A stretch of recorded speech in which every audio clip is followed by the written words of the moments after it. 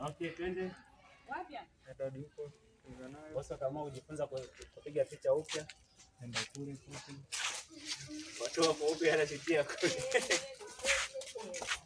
Okay, twende. Wachezea.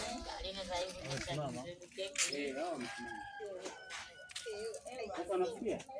Inafunguka kwa ndio unatoka ndani. Sasa sikia mimi naondoka. Nasimama hivi. Utakuwa hapo. Utakuwa umekaa. Okay. Utatoka ndani utafika hapa hapo utaongea naye. Wakinesa kionekana. Twende action. Kwani akiongea nitanyanyuka nitaendelea kukaa. Automatically ashika. Wewe lazima usimame.